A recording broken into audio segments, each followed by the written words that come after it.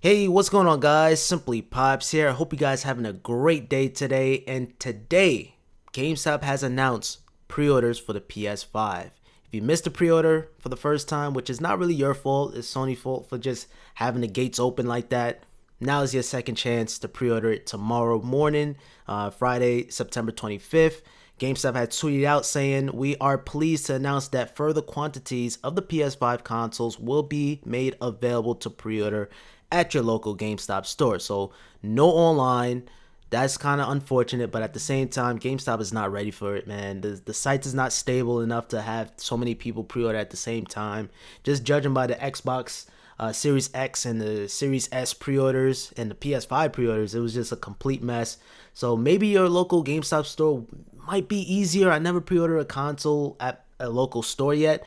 And also, since this is a local pre-order, you want to be aware of the time, what time your local GameStop store opens. So in my case, GameStop opened at 12 a.m., but I'm pretty sure people are going to be out there like 10 a.m. or so. Or if I go to the mall, that opens up at 10 a.m. So just be mindful of the store. The earlier you go, the better your chances will be. And I'm sure this is not going to really be enough quantities. Now, here's the catch. Here's the thing. Other than it just being a store pre-order, this is only gonna be the disc version of the PS5. So yeah, so this is the standard PS5, and at this point, I mean, who even cares? I mean, the CD drive is better. You know, the digital edition of the PS5 is and the physical PS5 is pretty much the same exact thing, same specs and everything. It's just one without the CD drive and one with the CD drive.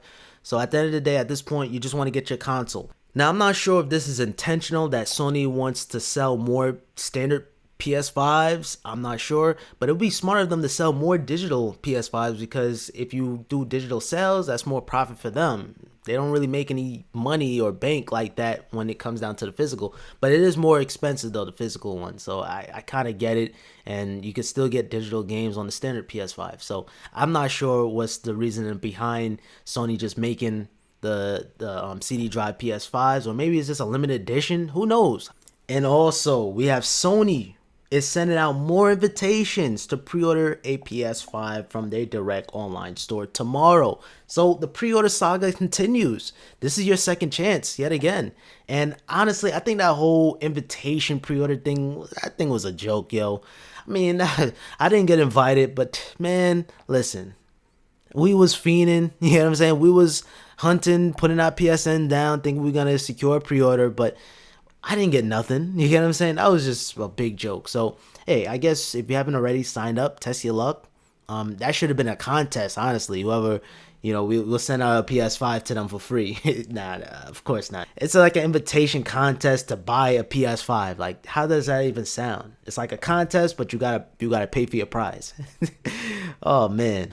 Now, moving on from that, I don't want to make this just strictly about the pre-order update because tomorrow will come and then this video will be irrelevant. So let's talk about some information that you guys didn't know about the PS5, and there's a lot of good information we have here. First of all, these are the box reveals. I'm pretty sure you guys saw these around. And me personally, I like the digital edition PS5 box, that all black with the white console. It's just, the contrast is there.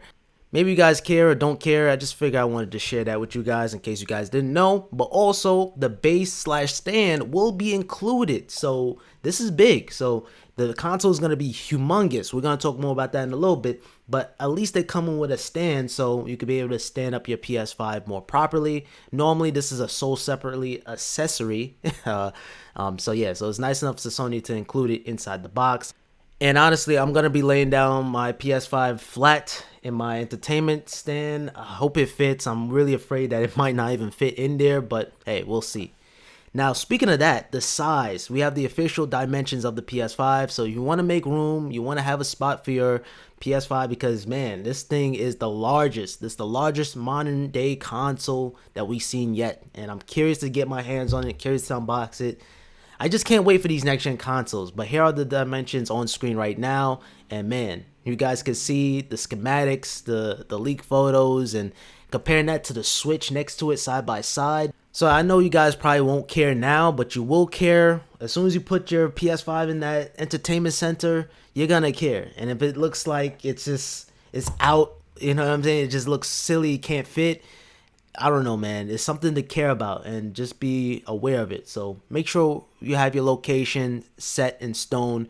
Now, a quick side note, let me know down in the comments down below. Do you guys prefer to see gaming commentaries, or do you guys prefer like the face cam videos? Let me know. I just figure I want to keep these alive because a lot of people actually like seeing the gameplay, which, by the way, this is Black Ops Cold War Alpha. I did enjoy the alpha, even though I only played like one day of it.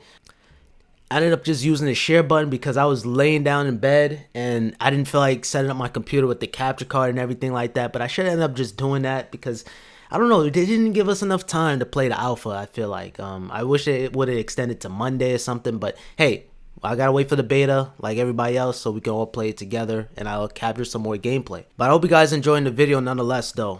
GameStop actually gave me back $30 of my PS5 bundle because they realized they charged me a little higher than expected for the bundle, so they gave me back the $30, which is pretty cool. So if you guys see the bundle, the Advanced Digital Edition bundle, I think it was, or the physical, I can't remember, they gave me back that $30, so that's pretty sick. You get what I'm saying? That's pretty sick. All right, moving on. Jim Ryan said there will be more PS5s available than PS4s at launch. So definitely that would help you guys boost your confidence that there will be more PS5s than PS4s.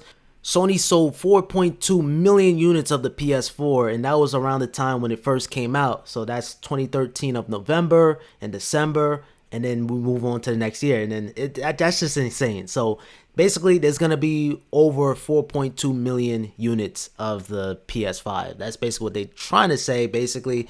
Maybe that's not necessarily accurate, but just have a state of mind that there will be more PS5s at launch.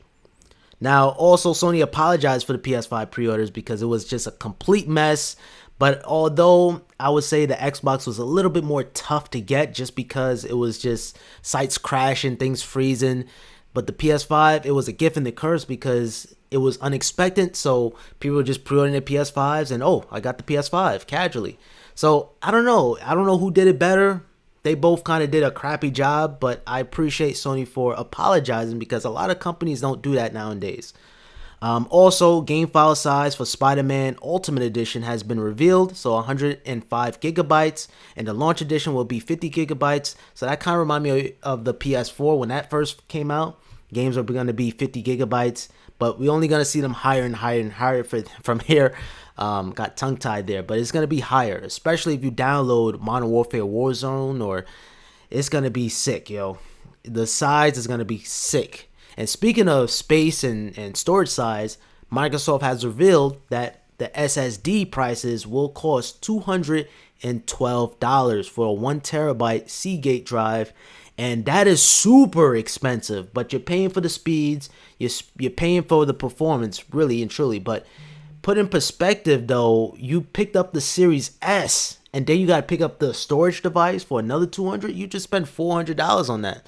So, I don't know. Whoever brought that, the S, I don't know if that's a good value on that, man. I mean, picking up the X, you get at least 1 terabyte of storage.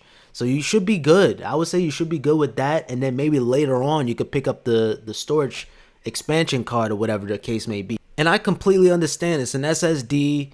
They're expensive. It's awesome. Insane rewrite speeds. But for example, I picked up the Samsung T5 500 gigabytes, which is a regret. I should have picked up the 1 terabyte. I picked that one up for like $100, but the 1 terabyte was like $160 or $180. I should have just picked up the 1 terabyte, but it's expensive nonetheless. But you're paying for the performance, and man, I feel bad whoever picked up the S because they're gonna have to get that expansion card or that SSD. You know what I mean? Very soon, because these games are going to be insane in size. So, yeah, man, that's just unfortunate how that price is the way it is. And last but not least, PS4 support. Expect to see 3 to 4 years left for the PS4 life cycle. I remember, like, Sony is good for that. They're always known for supporting their PlayStation consoles, even though the next-gen PlayStation came out. I remember the last PS2 game to ever release in 2013. That's right, 2013, PES 2014 was released. And keep in mind, the PS4 was getting ready to come out. You get what I'm saying? 2013 was the last PS2 game. But that's just pretty insane. I don't think they're going to do something like that again. I could be wrong. But yeah, Sony is always good for that, and I respect that and all. But now it's like Sony was bragging how the PS5 was going to be exclusive. Like if you want to play Spider-Man Miles Morales, you got to pick up a PS5. If you want to play that Horizon game, Forbidden West, you got to pick up a PS5. But turns out those games will be on the PS4, and it's just like, wow, you know what I mean? I'm not mad at that. I think that's good for the gamers, because people can't afford a next gen console right away. So being able to support the older gen consoles with the new games, it kind of just gives them some times. So hey, it's good. It's actually good news, but some people were kind of mad at that, because it's like, oh, you got people to pre-order the PS5 and then you came out with this news. So I don't know, man. But that's all I have for now for PlayStation facts or news and rumors. Not really rumors, but facts. We talking about facts here. So if you guys did enjoy today's video, I appreciate it with a thumbs up. Comment down below what you guys think. PS5, I'm just super excited for the next gen console. Even if it's the Xbox, PlayStation, the S, the X, I'm just excited for new hardware in general. And yeah, thank you guys so much for watching. Peace.